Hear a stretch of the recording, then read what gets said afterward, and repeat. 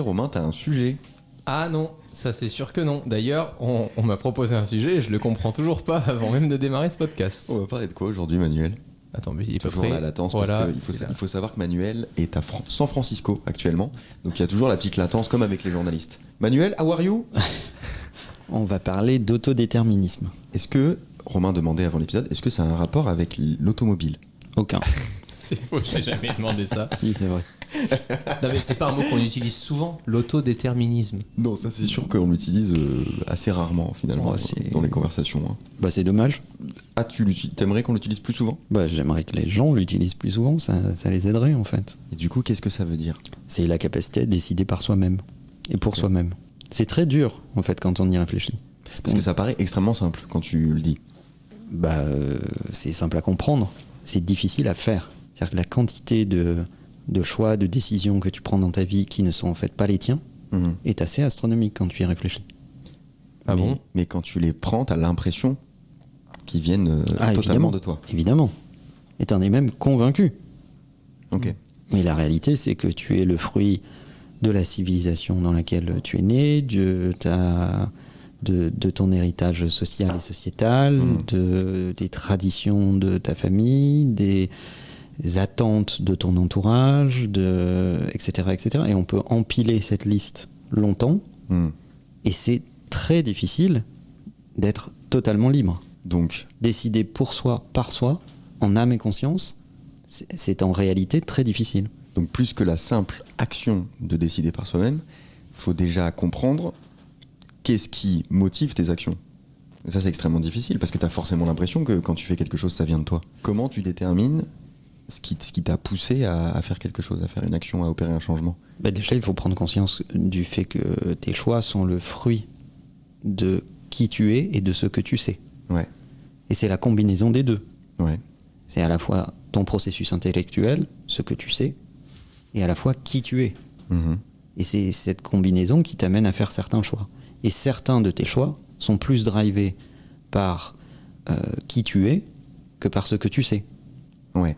Mais et dans le qui tu es, tu as l'héritage de tout ce qui t'entoure. Ouais. À un moment, je vais m'imposer. Pour l'instant, je comprends toujours pas, donc je vous laisse. Mais la limite est hyper... Je pense qu'on va être tranquille. La limite est hyper fine entre une décision qui relève de l'autodéterminisme et une décision qui relève d'une influence extérieure. Parce que les décisions que tu prends... Vous me faites chier, les gars, je comprends rien. Les décisions que tu prends sont forcément influencées par ton entourage, ton environnement, quelque part. Alors, oui, évidemment. Ouais. Insupportable. Non mais c'est pas grave, coupe ton micro.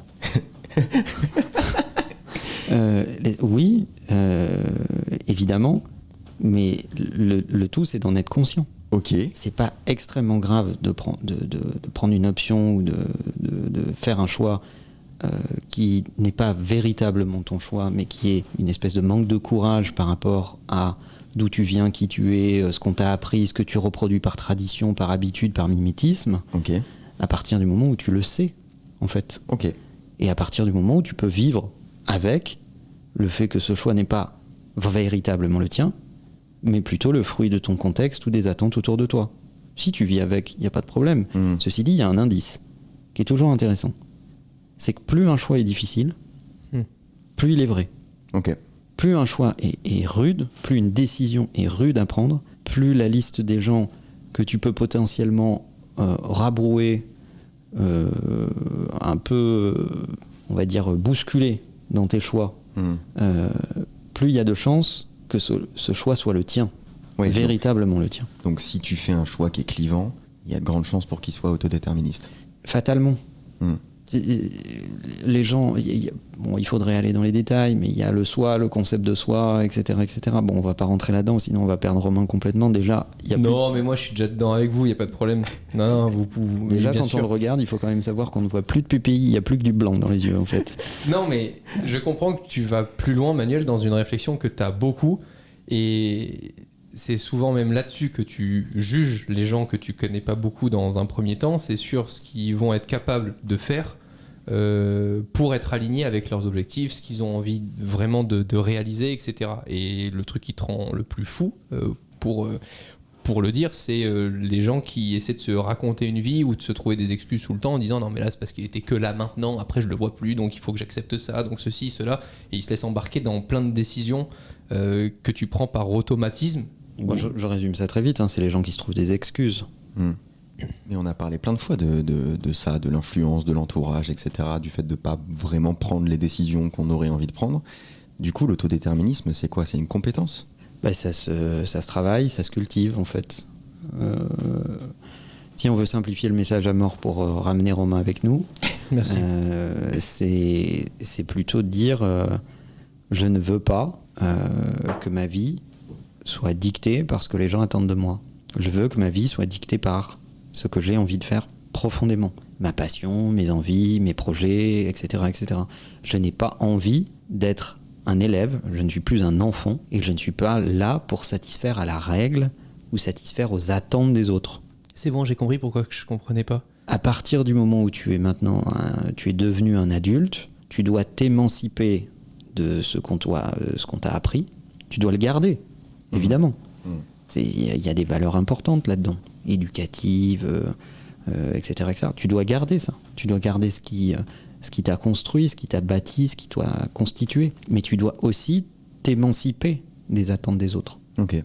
Je comprenais pas ça parce que en fait, je me suis battu très tôt contre le regard des autres ou ce qu'on voulait pour moi. Donc c'est pour ça que j'arrivais pas à comprendre ce truc de me dire mais attends, je comprends pas, enfin, si t'es persuadé de quelque chose, si t'as envie d'aller de l'avant, si t'as envie de te réaliser dans ces domaines, etc., pourquoi est-ce que ton entourage jouerait dans tes décisions? Ouais, toi, t'as un autodéterminisme un peu extrême. Mais même, je sais pas, enfin, je sais pas comment vous pourrez enfin, vous êtes les deux personnes les plus proches, mais oui, je ne sais pas ce que c'est que de parfois faire un tout petit peu attention à l'autre. Donc moi, c'est d'abord moi, ma route, et ensuite, s'il y a des options à côté et si elles logent parfaitement trop bien, bah sinon c'est juste que je serai tout seul et c'est pas grave, moi ça me va très bien. Moi, ce qui me préoccupe beaucoup pour pas mal de gens, parce que je vois des gens qui deviennent un peu malheureux, parce que quand tu fais ça, en réalité, tu mets un bal dans la machine qui va nourrir de la frustration et qui va te conduire à une forme de déprime à un moment ou à un autre, parce que de toute façon, tu rencontreras à un moment la réalité. Ouais. Tu devras faire face à toi-même et tu te diras mais merde, j'aurais pas fait ça, je le referai pas comme ça, etc. Et là, c'est la machine des regrets qui commence à s'ouvrir. Et alors là, c'est comme quand la merde atteint le ventilateur, il y en a pour tout le monde. Eh bien, celle-là. Donc, il faut surtout pas nourrir les regrets. Ouais. Et malheureusement, il y a beaucoup de gens, quand ils sont face à des décisions importantes pour eux, qui laissent entrer des paramètres qui ne sont pas des paramètres intrinsèques, qui ne sont pas des paramètres qui leur sont propres, mais des paramètres extérieurs, entrer en jeu dans leur processus décisionnel.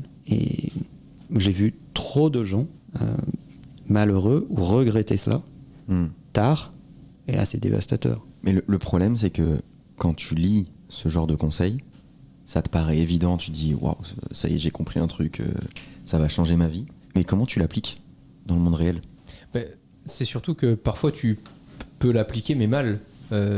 Tu peux prendre des décisions en te disant non, mais ça c'est parce que j'ai vraiment envie de le faire, pour une fois je m'écoute, je le fais autre. Et en fait, c'est pas du tout rationnel. Si tu mets vraiment ton choix dans un tableau Google Sheet et que tu mets les pour et les contre, tu t'aperçois que c'est une grosse connerie pour le timing dans lequel tu es, la vie que tu mènes, etc.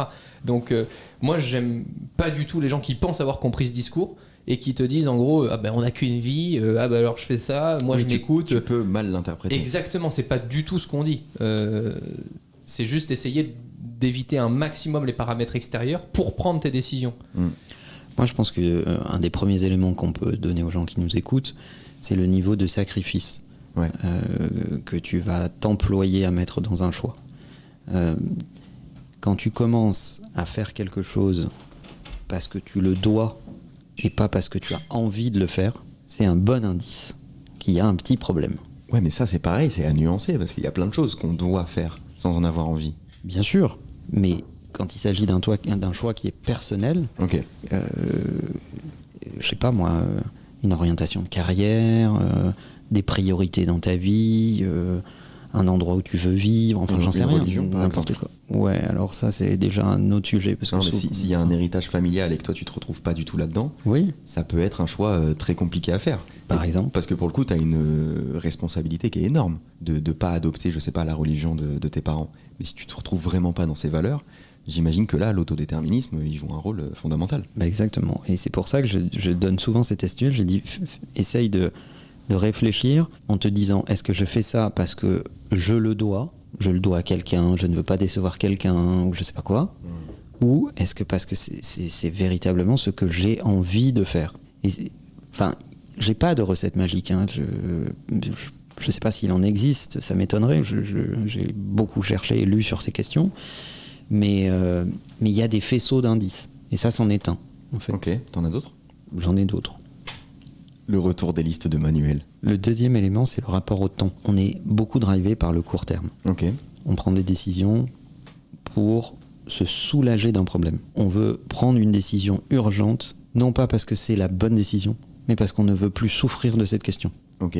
Ça, c'est aussi un deuxième critère, que tu n'es pas en train d'être drivé par ton autodéterminisme, c'est-à-dire ton vrai choix profond. À partir du moment où tu prends une décision qui te soulage d'un problème immédiatement, comme un drogué prend sa dose parce qu'il est dépendant d'un produit qui le soulage, dis-toi qu'il y a véritablement ou vraisemblablement un problème avec ce choix. Ouais. Et on a du mal à raisonner long terme. C'est difficile, parce que le long terme, il y a plein d'hypothèses. Tu n'as pas de garantie de résultat. Tu sais pas combien de temps ça va durer. Tu sais pas si c'est la bonne option ou pas la bonne option. Tu vois, ça demande de la projection. Sur le court terme, tu résous un problème immédiatement. Tu as la garantie que ta décision a un impact tout de suite. Bah, on parlait dans le dernier podcast de la dopamine. C'est exactement ça. Quand tu sens que tu as envie de sucre, effectivement, c'est soulageant d'aller dans le placard de la cuisine chercher du chocolat. Ça règle un problème sur le moment. Par contre, sur le long terme, si tu tenais un régime qui consiste à te séparer du sucre, bah effectivement, pour le projet, c'est un peu plus compliqué. Pour donner un exemple concret sur la nourriture toujours, le cheat meal, je trouve que c'est chouette de le faire quand tu l'as programmé. Si tu te dis là maintenant, tout de suite, j'ai envie d'un cheat meal, machin, je veux me faire plaisir ce soir et tout, juste le fait de remettre ça au lendemain ou au surlendemain, ça fait que tu prends conscience que ça va vraiment être un plaisir et que tu vas vraiment bien vivre le moment plutôt que de le faire tout de suite pour te soulager. Ouais. Juste le fait de le programmer. Et pour moi, ça va aussi avec le fait de faire la différence entre une décision que tu peux prendre tout de suite parce que ça ne changera pas le cours de demain, etc., et que ça se fait en moins de 5 minutes, la fameuse astuce, ou alors le fait de se dire non, mais on le fait maintenant, comme ça c'est fait. Et parfois, moi, il y a plein de trucs, surtout dans le taf, où j'aime bien répondre non, là c'est pas le bon moment, même si ça prend pas longtemps, parce que juste le fait qu'on se pose la question maintenant et qu'on mette plusieurs jours à réfléchir à la réponse sera bonne pour les prochains mois et prochaines années, etc. Et parfois, il y a des décisions qui sont chiantes à repousser parce que tu te dis, franchement, bon, on pourrait faire ça et tout, mais juste le fait de laisser un peu de temps, tu peux en parler à une autre personne, et puis parfois, il se passe un truc dans ton contexte qui fait que tu peux... Juste le fait de réagir à froid. Exactement. Mais c'est une vraie différence entre repousser chaque chose que tu fais, etc., et du coup te dire ah non mais comme ça j'y réfléchis vraiment et autres, ou alors à l'inverse de juste sélectionner les bonnes questions dans ton parcours pour pas y répondre à froid. Un autre élément qui peut être un indice qui te laisse penser que tu vas sur la bonne voie ou pas, c'est la renonciation. Il n'y a pas de choix sans renonciation en fait, et le fait de matérialiser ce à quoi tu renonces est un élément important, tout comme matérialiser ce à quoi tu accèdes. Dans un choix, il y a de la renonciation. Je renonce à faire plaisir à un tel, à satisfaire à ce modèle, à être conforme à ce qu'on attend de moi, etc. Mais j'accède à tout un tas d'autres éléments que je n'aurais pas eu si je ne faisais pas ce choix. Et le fait de matérialiser les deux est un élément important. Vous avez déjà fait, pour prendre une décision, une liste de pour et de contre ? Oui. T'as déjà fait ça, toi, Manuel ? Même mentalement ? Oui, bien sûr. Je crois que j'ai jamais fait, mais c'est ça, en fait. Oui, c'est un peu ça. Mais je pense que les gens font facilement la liste des pour, assez peu la liste des contre. Ou en tout cas, c'est des contre très superficiels. Ok. Moi, quand je dis matérialiser vos renonciations, j'essaye d'inciter les gens à regarder en face ce à quoi ils vont véritablement renoncer, dans le fond. Parce que beaucoup de gens se disent je vais essayer de trouver la ligne médiane. Ouais, ils veulent toujours l'entre-deux. Donc je vais faire ce choix Mais bon, je sais qu'avec ce choix va ce renoncement-là, ou cette renonciation-là, mais je vais me débrouiller pour quand même avoir un petit peu de... Tu vois ? Pas radical. Et ça, je trouve que c'est dommage. Moi, j'ai l'habitude de dire demi-choix égale emmerdement au carré. Ouais. Mais ce que fait souvent Manuel pour être sûr de sa bonne décision, c'est qu'il part du principe où c'est pas dangereux. J'aime beaucoup quand tu utilises ce mot parce que parfois il y a des questions que je peux lui poser et autres et je lui dis non mais attends parce que là quand même il y a des problèmes et tout. Je dis attends ta gueule, qu'est-ce qui est dangereux? Le fait de tester ça là maintenant, de le faire, c'est quoi? On va perdre ça et alors? C'est pas dangereux. Oui non c'est vrai. Bah voilà alors on le fait et puis on voit. Et genre ça c'est un truc assez déterminant je trouve, le fait qu'à la fin si une décision est très dure tu te dis bon ok, mais est-ce que c'est dangereux? Est-ce que j'y joue ma vie? Est-ce que j'y joue ma carrière entière? Est-ce que j'y joue tout mon réseau? Est-ce que c'est dangereux? Est-ce que demain matin je peux me réveiller et ma vie ressemble pas à ça? Ah non, pas finalement, non. Bon bah alors tu peux déjà... je trouve que de voir l'extrême à chaque fois, quand t'as du mal à prendre une décision où au fond de toi t'as cette petite voix qui te dit tu sais que c'est la bonne mais t'as pas les couilles d'y aller parce que il y a tout un entourage qui fait que voilà. Mais est-ce qu'il y a plein de gens qui se prennent la tête aussi? C'est pas un tweet de Drake, quoi. Tu vois, ça c'est définitif. C'est-à-dire tu vas vraiment passer pour un connard aux yeux du monde de façon définitive. Donc ça c'est potentiellement dangereux. Ce qui est véritablement dangereux, c'est ce qui va te heurter profondément et qui est irréversible. Ce qui est dangereux, c'est ce qui te fait perdre un bras. Ce qui est dangereux, c'est un soldat au front. Ce qui est dangereux, c'est ce qui peut te faire mourir. Ce qui est dangereux, c'est ce qui t'affaiblit. Le reste, c'est juste apprendre. Et c'est une méthode justement que tu utilises beaucoup, Manuel, dans tes équipes pour que tes équipes apprennent sans à chaque fois attendre la décision de Manuel, parce que si c'est Manuel qui drive ce sujet, etc., etc. Donc il y a parfois des trucs où je pouvais voir des choses qui se passaient pas forcément très bien, où on pouvait aider certaines personnes à ce moment-là parce qu'on avait la réponse pour que ça se règle bien. Ouais. Et Manuel levait la main et dit non, laisse les faire, ils vont se démerder, ils vont apprendre au milieu, de toute façon à la fin de la fin si ça marche pas c'est pas dangereux. Et tu fais waouh! Et en fait, c'est vrai que c'est trop bien parce qu'il n'y a pas meilleur moyen pour apprendre que de se planter. Et si à chaque fois tu dois lever la main en disant ah, s'il vous plaît, monsieur, c'est la bonne réponse, c'est un enfer. Tu t'avances pas dans le business. Et ça, c'est un truc que j'ai vraiment découvert là-dessus, quoi. Bah, ça veut dire que tu innoves jamais en fait. C'est-à-dire que tu prends jamais le risque. Mais c'est dur à faire. Tu prends jamais le risque d'innover surtout. Vraiment, c'est très dur. Ouvre un mail où tu es en copie. Tu as la bonne réponse pour régler tout le problème de la conversation et tu ne le fais pas parce que tu veux que ce soit tes équipes qui apprennent à le faire correctement toutes seules. Ouais. Fermer le mail pour te dire on réouvrira dans 48 heures et ça va le faire. Il faut quand même savoir où tu avances et savoir ce qui est dangereux ou pas, quoi. Ben, si, c'est le management en fait. Si c'est toi qui fais tout à la place des gens avec qui tu travailles, c'est plus du management. Et je pense qu'il faut laisser les gens faire des erreurs. Il n'y a que comme ça qu'ils peuvent grandir. On n'a jamais vu un gamin courir avant de marcher, ça n'existe pas. Donc il faut les laisser, en fait. Il faut les laisser faire ça.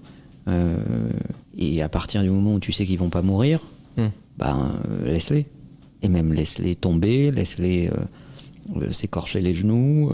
Voilà, passe de temps en temps mettre du mercurochrome et souffler et faire un bisou magique et tout ira bien. Mais à force de vouloir éviter les erreurs, t'en fais des gens qui sont extrêmement dépendants de leur ligne managériale ou des figures qui les drivent en fait. Et donc du coup, t'as une organisation qui est sur un modèle de conformité et pas sur un modèle de créativité et d'apprentissage. Mais c'est valable dans la vie. Mais moi j'allais te dire, c'est ton valable. Ton boulot dans la vie, oui. C'est pas d'être conforme à quelque chose. Ouais. Et même c'est pas d'être conforme. Excuse-moi Romain. C'est pas d'être conforme à même ce qu'on pourrait appeler une forme de normalité. Il n'y a pas de normalité. La normalité, c'est la tienne. C'est celle qui fait du sens pour toi. Ma normalité n'est pas la même que la tienne, Romain, ou celle de Léo. Oui, heureusement. Tu m'étonnes.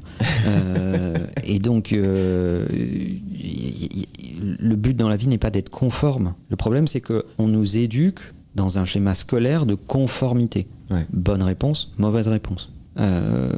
Bon comportement, mauvais comportement. Et même dans l'éducation, t'entends souvent, moi en tout cas, j'entendais souvent dire « Ah ben va demander à ta mère ». Ah ben demande à ton père. Ah ben genre comme s'il pouvait pas prendre une décision, c'est-à-dire que même au cœur de l'enfance, tu vois des trucs. Alors aujourd'hui dans notre génération moins, mais si tu parles déjà un peu aux anciens, t'as souvent le truc quand tu leur demandes quelque chose, c'est oh bah attends, j'en parle à ma femme, on va voir ce qu'on fait ce week-end. Quelle horreur. Mais si t'as envie de le faire, fais-le et puis tu dis juste à ton partenaire que tu vas faire ça ce week-end quoi, si ça te plaît. Ouais, c'est un truc qui me rend fou. C'est vrai que moi je supportais pas à l'école l'absence de nuances. J'acceptais qu'on me dise non, mais je questionnais toujours la raison pour laquelle ça pouvait pas être un peu des deux en fait.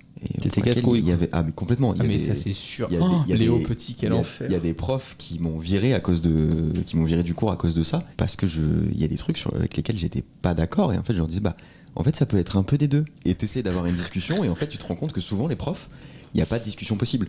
Il y a un truc qui est écrit sur leur feuille, ça peut pas changer quoi. Bah oui, parce qu'il y a des programmes, parce que et puis bon, je comprends, hein, si tu veux, il y a quand même beaucoup de parents qui outsourcent l'éducation de leurs enfants à leurs profs en fait. Donc l'éducation nationale ne peut pas tout faire. Elle peut instruire, mais elle ne peut pas, enfin de mon point de vue en tout cas, elle peut instruire, c'est le but, mais elle ne peut pas éduquer. C'est même pas souhaitable. Oui, mais c'est hyper frustrant parce que la vie c'est pas ça en fait. Bien sûr.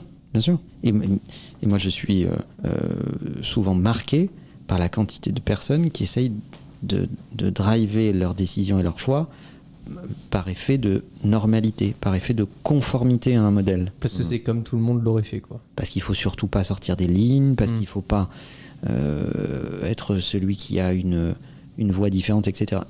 Pourquoi ça me marque ? Ça me marque d'autant plus qu'on encense ceux qui n'ont pas suivi les règles. On encense les originaux. On encense les entrepreneurs qui n'ont pas fait comme les autres et qui ont raison à la fin. On encense ceux qui ont réussi contre le modèle de conformité, etc., etc. Pour autant, on ne les encense pas au moment où ils prennent ces décisions. On ne les encense pas sur le chemin. On ne les encense que quand ils sont arrivés. Si ça a marché, ouais. Et ça rend du coup le compliment complètement sans fondement aucun. Ouais. Les mecs qui te disent « Ah mais t'as eu raison !» Tu vois, moi combien de fois j'ai entendu « Mais t'as eu raison de créer ta boîte très jeune, à 18 ans, c'était tu super, m'étonnes que t'aies eu machin, raison. etc. » Mais ouais, mais alors, en l'occurrence, c'est pas les mêmes, mais ça pourrait être les mêmes qui me disaient à l'époque « Mais attends, t'es fou, quoi, Et du coup, ça n'a aucun sens. » Il y a un sous-texte qui n'est pas assumé. Ce qu'ils devraient dire, c'est peut-être ce qu'ils ont envie de dire, même si je ne crois pas une seconde, c'est que tu as eu raison en étant toi, avec tes paramètres, et parce que tu as eu réussi. Parce que tu as réussi. Mais quelqu'un d'autre qui aurait pris cette décision aurait eu tort. Oui, mais moi, donc tu as eu raison de le faire parce que ça a marché. Oui, mais c'est dans ces cas-là, ça veut rien dire. Ça n'a aucun sens. En fait, si on ne rétribue que la réussite et pas le risque, c'est un problème. Moi, je voudrais qu'on soit dans un modèle où on encense les gens qui prennent du risque, les gens qui croient en leur passion, qui écoutent leur tête et leur cœur, qui font des choix qui sont en conformité avec ce qu'ils pensent profondément, qu'on arrête de juger par rapport à ce que fait la moyenne des gens, ou ce qu'on attend d'eux, ou ce qu'on espère d'eux.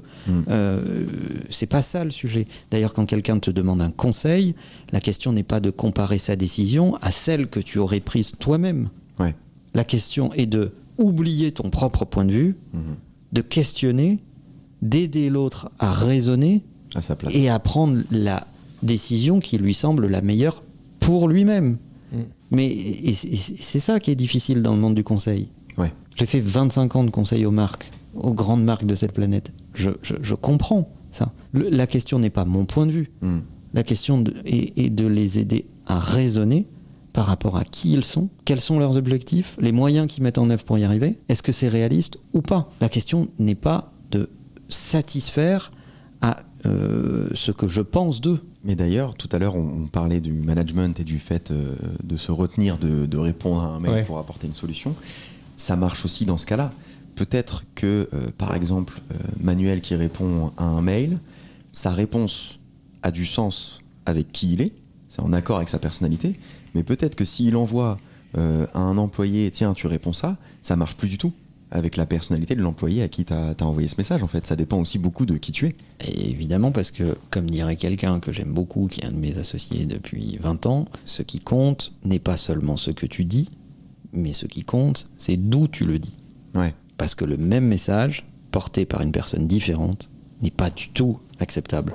Ouais. Ou au contraire, l'est totalement. C'est une question de statut, de charisme, de position. C'est un mélange de plusieurs paramètres, de ce que tu as fait, de qui tu es, de ton degré de détachement, d'humour, etc. C'est plein de paramètres qui font que le même message, porté par deux personnes différentes, n'est pas du tout perçu de la même façon. Et surtout d'incarnation du message, en fait. Bien sûr. Tu peux très mal l'interpréter en le lisant et le raconter, ça peut être horrible. Par exemple, moi, si je raconte une blague de Bigard, Oui. Je suis pas sûr qu'elle soit très drôle. Après, quand Bigard raconte une blague de Bigard, c'est déjà pas très drôle. Mais Non, c'est sûr. je pense que tout ce que vous dites, ça va surtout aussi avec le regard des autres, dont on a parlé plusieurs fois. Je pense que quand tu arrives vraiment à t'auto-déterminer, c'est que tu n'en as plus grand-chose à foutre du regard des autres. Parce que quand tu parlais aussi de la société, etc., oui, aujourd'hui, une personne qui est salariée, elle a plus de chances d'avoir un prêt, de pouvoir avoir sa maison, son truc, etc., que la personne qui se fait chier, à être entrepreneur, à avoir plus de risques. Et donc, c'est encore plus dur. Ça demande énormément d'amour que d'aider les gens à être libres. Ouais. Je peux expliquer, je vois Romain froncer des yeux. C'est facile de distribuer les bons et les mauvais points, de se comporter en juge et de dire ça me plaît, ça ne me plaît pas. La décision que tu viens de prendre, celle-là elle est bien, celle-là elle est pas bien. Ça c'est très bien pour éduquer des enfants pendant l'enfance, pour leur apprendre les bases, les valeurs, les règles de conformité à la vie en société, etc. etc. Quand tu commences à arriver au-dessus de l'adolescence et au début de la vie adulte, la question c'est de rendre les gens libres. Il vaut mieux leur apprendre à pêcher que de leur livrer un poisson tous les matins. Sinon, ils sont dépendants. Et c'est en cela que ça demande beaucoup d'amour. C'est que il faut énormément les aimer pour respecter leurs décisions, même quand ces décisions vont à l'encontre de tes convictions. Ouais. Et ça, je pense qu'il y a plein de parents qui n'arrivent pas à le faire. Bah évidemment. Mais pas Parce que forcément de c'est difficile. manière égoïste, mais ne serait-ce que pour les protéger du risque qu'ils prennent. Mais aussi pour les préparer au reste du monde. Ouais. C'est-à-dire que la notion de parent, elle est quand même assez éphémère. C'est-à-dire quand tu es parent, ton statut évolue dans le temps. D'abord, tu dois élever et transmettre, et ensuite, tu dois t'effacer derrière la personnalité de ton enfant. Tu dois pas absolument recopier ou transmettre ta personnalité dans celle de ton enfant. Ton enfant a une existence par elle-même. Bien sûr. Et donc, ton rôle de parent, il évolue avec l'âge de tes enfants. Et c'est ça qui est difficile dans le rôle de parent. Ouais. C'est qu'au début, tu transmets beaucoup dans un schéma de conformité, et puis avec le temps, tu apprends à tes enfants à s'émanciper de toi-même en tant que parent. Ouais. Il va même falloir que tu apprennes à respecter leurs choix, alors que tu n'es pas forcément d'accord avec ces choix-là. En sachant quand même que leur personnalité est le résultat de ton éducation. Donc il faut quand même savoir... En partie. Mais il faut quand même savoir quand s'arrêter. C'est ça qui est difficile. C'est ça qui est difficile. On pourra faire un sujet sur l'éducation, hein, les gars. Bah oui, comme on a tous des enfants Ouais, en plus. on est tous très bien placés Exactement. pour... Non, mais vous en parlez tellement bien que... Alors, mon chien, moi, je suis vraiment pour lui laisser faire des erreurs. Est-ce qu'il est autodéterministe? Ah oui, t'inquiète. Il pense pas à ma gueule quand il faut aller voir le copain et qu'il faut traverser la route. Hein. T'inquiète pas. Oh, purée. Mais c'est intéressant. Et je pense qu'il y a une nécessité, une urgence même, à dire aux gens, vous avez le droit de prendre vos propres décisions. Vous avez le droit d'être drivé par ce qui vous anime. Vous avez le droit de suivre votre voie. Mais tout est fait pour qu'on ait le moins de choix à faire. Tout est fait pour que... Quand tu fasses des études, tu ailles en école supérieure, et puis qu'après tu fasses ton stage, et puis que tu fasses ton CV, tu as la conseillère d'orientation, tu croises les doigts d'avoir ton stage, puis tu vas demander... Je vais faire une parenthèse là-dessus. Je trouve fascinant de confier son avenir à un mec ou une meuf Ah, ça, c'est exceptionnel. dont le job est d'être conseiller d'orientation, qui lui-même, s'il s'était bien orienté, ne serait pas conseiller d'orientation vraisemblablement. C'est exceptionnel. Donc ça, je trouve ça fascinant. Mais bon, je vais encore me faire des amis, donc fin de la Je parenthèse. suis pas sûr qu'il y ait beaucoup de conseillers d'orientation qui écoutent le podcast. Bah on sait pas. C'est vrai. Est-ce qu'ils ont voulu faire ça tout leur vie, hein. Envoyez-nous un mail. Je suis pas sûr Si, que tu sois c'est peut-être conseiller c'est peut-être d'orientation une- c'est par peut-être une- vocation. C'est peut-être une vocation. Bah, non, objectivement, parce que Peut-être. qu'est-ce que tu veux dire? C'est une sorte de consultant finalement. C'est surtout quelqu'un qui te dit tiens, voilà le moins pire de tous les labyrinthes. Alors, J'ai raté mes études de psychologue. en général, ils sont pas très modernes et ils encouragent pas tellement au risque. Qu'est-ce qu'on Ça, t'avait c'est conseillé, une toi, hein certitude. J'en ai jamais vu, je crois. T'as jamais vu de conseiller d'orientation? Non, c'est pas forcément obligatoire. Je crois que tu vois pas. En tout cas, si j'en ai vu un, il m'a pas conseillé ce que je fais aujourd'hui. Ça, c'est sûr et certain. Non, je Moi, crois que j'en ai jamais vu. On m'a conseillé de faire un bac pro et après de voir, parce que si j'aimais bien l'automobile, peut-être travailler un peu... Mécanique. Voilà, le mécanique ou des trucs comme ça, voilà, c'était ça. Mais en Voilà. vrai, je pense que t'aurais été heureux un peu. Ben non, parce que je lui ai demandé, et je vous jure que c'est pas une blague quand tu dis ça, j'attendais le moment, je lui ai demandé qu'est-ce que vous vouliez faire quand vous étiez petit. Et elle m'a pas dit conseiller d'orientation, donc du coup je lui ai dit, bah du coup j'ai aucun intérêt à vous écouter. Oui, bah, c'est vrai. Je hein. te jure. C'est une Je te juste jure. analyse. C'était une question con, tu vois, c'était pour comprendre. Mais ouais, non. Est-ce qu'il y a des conseillers d'orientation qui conseillent de devenir conseiller d'orientation? Je sais pas. Ça serait fou, ça. Ça serait marrant. Il y a peut-être un gars en France Ouais. qui dit à tous les élèves, bon, conseiller d'orientation, ça me semble être la meilleure voie pour vous. Moi, je pense qu'il faut accepter qu'il y ait une phase dans ta vie où tu sois justement désorienté. Ok. Même plusieurs phases. Tu Donc- peux avoir plein de moments de doute, etc. Et c'est pas pour autant que. Donc qu'on t'apporte pas de réponse. Le but n'est jamais d'apporter une réponse à quelqu'un, le but Démerde-toi. est de l'aider à trouver la sienne. Ouais. Ok. Mais c'est plus difficile. Ça demande de poser plus de questions que d'apporter de réponses. Mais c'est. Or, quand quelqu'un vient te demander un conseil, ta grande tentation est de lui donner une réponse. C'est pas de lui poser des questions. C'est vrai que c'est terrible parce que quand tu vas voir un psy, bon, je suis jamais allé en voir, mais j'ai l'impression que les psys te posent plus de questions qu'ils ne t'apportent de réponses. Bah oui. C'est-à-dire que c'est une aide pour que tu comprennes toi ce qui se passe dans ta tête. Donc c'est assez fou que quand tu vas voir un conseiller d'orientation, il t'apporte une réponse finale. Bah, parce que son job, C'est c'est d'apporter une réponse. c'est de nourrir les filières. Ouais. Donc là, il manque un quota. Donc Quelle horreur. la Arrête. moyenne, bon, t'as pas l'air doué là-dedans. Tes moyennes, c'est ça. T'aimes pas les sciences, machin. Bah tiens, va faire BEP pâtisserie, quoi, si tu veux. Non, mais c'est n'importe quoi, en fait. T'aimes pas la pâtisserie? Ah bah, bon, c'est pas grave, tu vas t'y habituer. Alors, est-ce qu'on peut en conclure que qui que ce soit, un proche ou n'importe qui t'apporte une réponse concrète et de mauvais conseils? Bah oui, parce que ça s'est fait avec son prisme à lui, avec son temps à lui, avec ses données à lui. Je vais plus loin, moi, Léo. Ouais. Je pense que les gens qui t'apportent des affirmations, Hmm. des certitudes, sont des gens qui t'aiment moins que ceux qui te posent des questions et qui t'aident à trouver ta réponse. Non, c'est pas vrai ce que tu dis. Moi, les gens qui m'ont le plus aidé, pas mal, les gens qui m'ont le plus aidé, qui ont été les plus impactants dans ma vie, ne sont jamais ceux qui m'ont apporté des réponses. Sont Ok. toujours ceux qui m'ont aidé à me poser les bonnes questions. Et donc là, c'est pas forcément de l'autodéterminisme. Ça peut aussi être les questions qui t'orientent vers Peut-être. un choix. Mais en tout cas, Mais ça le favorise. je n'ai jamais eu le sentiment qu'on me guidait vers un résultat. Ça part- J'ai eu le sentiment qu'on me posait des questions, même des questions contradictoires, Hmm. tant et si bien que je ne savais même pas ce que mon interlocuteur essayait de me dire ou vers quoi il essayait de me guider. Ça avait un côté un peu frustrant. Ouais, ok. Ça Il me pose participe. des questions qui sont complètement contradictoires, voire antagonistes en fait. Et à la fin, tu ressors en te disant, bon, je me pose plein de questions, machin, mais enfin, je connais même pas son avis, il m'a rien dit. J'étais venu pour essayer de trouver des réponses et je repars avec plus de questions que de réponses. Ouais. Bah, c'est dans Et c'est un ces cadeau. moments-là que j'ai le plus progressé. Ok. Et je pense que la meilleure façon d'aider les gens, et pour certains d'entre eux, quand tu veux le faire, d'aimer les gens, c'est de leur poser des questions. C'est pas de leur donner des réponses. Et de respecter les choix qui vont être les leurs. Pourquoi tu me regardes comme ça? Parce que j'étais persuadé que t'allais citer Orelsan. Ah non, pas du tout. Parce qu'il dit le meilleur moyen de régler une embrouille, c'est de poser des questions. Hmm. Mais comme je t'ai vu sourire, j'étais persuadé que t'allais citer Orelsan. Écoute tes conseillers d'orientation et fais l'opposé de ce qu'ils diront. Voilà, par exemple. Là. C'est bon.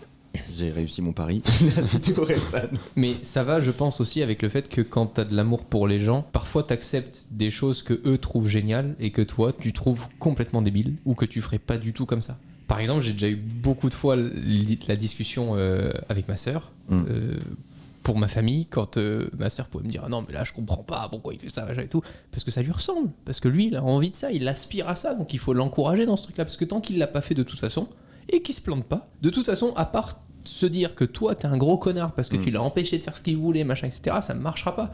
Donc il y a des moments où, et c'est là où j'en reviens à dire bah, pareil, c'est pas dangereux. Au pire, ça marche pas. Il a perdu 6 mois, il a fait un truc qui lui plaît, et puis voilà. Quand j'étais plus jeune, je faisais une grosse connerie, c'était de tout le temps dire la vérité et de donner mon vrai avis. Quand les gens me demandaient, tu sais, j'avais démarré YouTube, machin et tout, donc t'avais des gens plus âgés qui me disaient, ah, moi je vais me mettre sur YouTube pour faire ça, ça, ça et ça. Et je leur disais, mais ça va pas marcher du tout, c'est de la grosse merde ton idée et tout. Et moi j'avais l'impression de l'aider en disant ça, tu vois, pour lui faire gagner du temps. Et en fait, je me suis fait haïr à certains moments parce qu'il fallait juste que Encore aujourd'hui. Hein. Ah, raison. Encore aujourd'hui. A raison. A raison. Mais j'aurais dû les laisser faire. Alors, il se trouve qu'ils l'ont fait. Et vraiment, ça a pas marché. Et en plus, après, ils m'ont pris pour un con. Ils me disaient, oh, mais toi, de toute façon, t'as été méchant, t'as pas voulu m'aider, machin et tout. Et j'avais une discussion comme ça avec un proche qui me disait à ce moment-là, mais laisse-les faire, lâche le truc. Ah oui. De toute façon, ils te demandent, c'est pour être rassuré, mais ça ne veut rien dire. Alors, si tu veux vraiment aimer les gens profondément, c'est aimer le moindre de leurs défauts, c'est aimer leurs erreurs, c'est aimer leurs chutes. Et aimer les gens, c'est les aider à se relever, c'est pas les empêcher de tomber. Oui, ce qui est sain, c'est de les laisser faire, soit de les aider à améliorer leur idée avant qu'ils la concrétisent, soit les laisser chuter, et une fois que ça n'a pas marché, et leur dire peut-être pourquoi tu penses que ça n'a pas marché, et comment ils auraient pu mieux le faire. Mais bien souvent, en fait, le problème, c'est que la plupart des gens, si tu les empêches de faire un truc et qui t'écoutent, ils verront jamais le résultat et ils vont tout le temps avoir cette espèce de regret de dire putain, si lui il m'avait pas dit de pas faire ça, je l'aurais fait et peut-être que ça aurait lancé ma carrière. Donc il vaut mieux les laisser se casser la gueule et derrière tu les rattrapes. Et peut-être qu'à l'inverse, vous êtes ce connard qui pense tout savoir, qui déballe ses idées de folie en soirée et qui nous écoute là actuellement. Et peut-être tout simplement que tu as tort en fait. C'est et vrai. Que le truc va cartonner et que tu vas te dire derrière putain, j'aurais jamais cru. C'est vrai. L'autodéterminisme, c'est quelque chose qui se cultive, c'est quelque chose qui s'apprend et sur lequel tu dois t'entraîner un peu chaque jour. S'il y a peut-être une chose vers laquelle on peut un peu guider les gens, c'est d'apprendre à faire des sacrifices, d'apprendre à renoncer, parce que c'est véritablement ça, choisir. Et ta capacité à engranger des sacrifices, à comprendre à ce à quoi tu renonces chaque jour, c'est ta capacité à décider pour toi-même et par toi-même un peu plus tous les jours. Merci les gars. La bise.